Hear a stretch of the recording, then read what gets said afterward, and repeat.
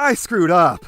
I wasn't trying to keep the last video short or anything, and everything that's going to be in today's video was not stuff I ignored because I didn't want to cover it or I didn't hear about. It was stuff that I knew about and forgot. Channel birthday, August 8th, trying to hit 10K. Please subscribe, like the video, and share if you're able. Thank you. I don't know how I managed to forget all of this because it's a lot. Every time I think I was done getting pictures of something that should have been in the last video, I'd remember something else. Question of the video, what % dumb am I? Give me a number. Red Cog, or Rog as people are calling him. I really should have remembered this one because my Discord server built a cult to him. This is something that really belonged in the last one, because much like everything in that video, I don't care about this guy.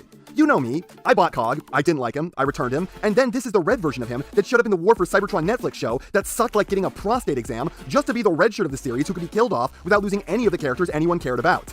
I mean, I guess that's kind of the point of this guy as well, considering they strapped him up with a suicide vest made out of those grenades that killed everyone on Cybertron because they all blew up with the force of a nuclear bomb and there was no way that anyone could outrun them without dying. God, all 3 seasons were bad, but Earthrise was one of the worst things I've ever seen. Those are photoshopped on. Why the fuck are those photoshopped on?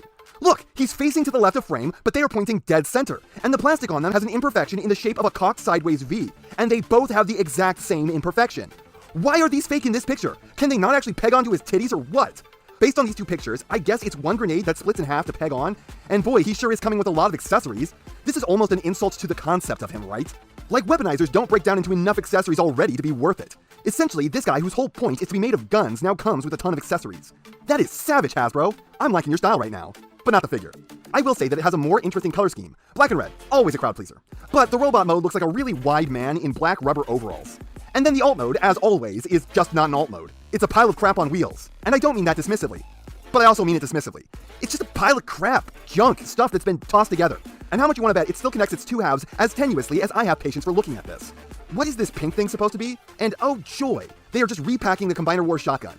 I think that's the ship welders from the show, and then is that Ultra Magnus' gun, which I'm not seeing in the other pictures, so I'm assuming that that's actually not included. It's just the barrel, and then why is that here when we could already make that by taking the stick that came with Megatron and shoving it in there? Which I'm pretty sure is what this was based on in the show. Alright, Studio Series Galvatron. That is some ugly-ass box art. People are really happy with this thing, and I guess that makes sense. The original figures this guy looked like a Happy Meal toy, or a Happy Meal toy. But when I see this, I just think it looks like, what if a waffle iron stood up? This is the big bad villain of the movie, and he's got absolute pipe cleaner arms? So threatening. Also, I know people like to make fun of the movie designs for being gray blobs of way too much detail, but I legitimately can't make out anything about this guy. When I see him, I'm sure I start making a face like my dad trying to read a pill bottle. All mode looks fine. He's clearly flipping inside out because the movie designers were making a big old fuck you to the toy engineers. Also, real quick, why did the movie be like, man, we keep trying to make a robot, but it always ends up looking like Megatron? It doesn't? Like, even a little? Man, I'm trying to make a statue of Beakman, but it keeps winding up looking like Bill Nye the Science Guy. Then you got Bumblebee movie Thundercracker, and I'm gonna be honest, the Bumblebee Seeker mold is one that really soured on me over time. It's not bad, but it's one that's finicky enough that I don't ever want another version of it. I'm happy to have the one that I have, but I'll buy all the Deformation Space figures before I grab this. Those at least annoy me less during the transformation. This looks good, well-colored, and attractive. I know there is some controversy with the face having a mask and everything, when Starscream didn't. But, I mean, the face was such a horrible mess that I'm kinda cool with this. At least he doesn't look like a grumpy old man, but instead a cool robot. The gray shoulder vents being so small, and the crotch plate being the only bit down there that same gray, makes him look like a male stripper with a tiny vest and Speedo. So that's in my head, and I want it gone. Moving on over to something I'm calling What Spinator? And I have only one question. What? I've seen someone speculate that this is a version of the BotCon toy he had, but what I think this might be is a reference to his transmetal form, with the black, gold, and red, though I don't have an explanation for the purple. Toy Colors Pterosaur. I actually think this looks a lot more attractive than the normal version. The shoulders could have used some paint to make them stand out against his wings, but otherwise I think this is a lot more visually appealing than the other figure, really having a good amount of pop and complementary breakup. But that does not go for the beast mode. This either looks unfinished or like someone poured ketchup all over his figure. I know the original figure had the red beak, but that just doesn't look good with this sculpt, especially since with the OG figure it was clearly part of his face with the scales sculpted on and everything. Here it's also weirdly smooth. Then you got Toy Colors Dinobot, and that is wrong. That is just not correct. And might I add, gross as fuck looking. Yes, the original toy was a lot fleshier than in the show, but it was also a lot more brown. They needed to just about double the amount of black paint they used instead of the chocolate. And did you think I wouldn't notice that his arms are completely unpainted when they should have had dashes of brown all over them? You gave him white claws, which he didn't have before, but then you didn't give him even the little color everywhere else he had it. Where is the paint budget on this thing going in its entirety? The Kingdom figure had so much more. And why are the legs not clear? If you're doing a Toy Colors version, why are you creating the ugliest figure you possibly could and then stopping before you go all the way? Either make a Toy Colors version, or don't. The shins were clear. There is enough plastic on them for the figure to be durable even if they are clear, so do the clear plastic, or just don't, make this bad idea in the first place.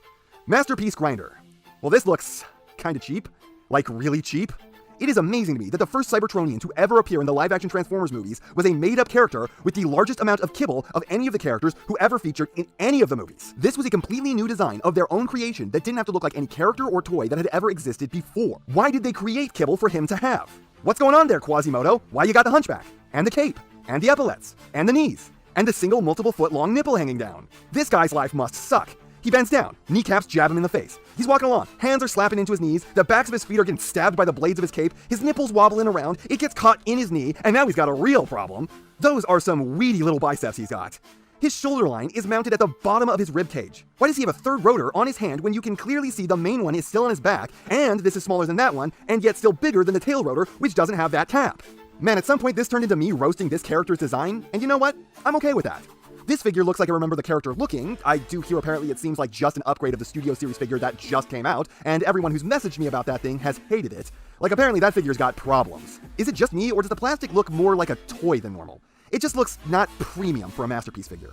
He's coming with a teeny Scorponok. Look at that little guy. We finally have color images of Masterpiece Cliffjumper, and before you ask me, I don't know why these pictures have creepy, horny, smiley emoji faces on his dick and shoulders.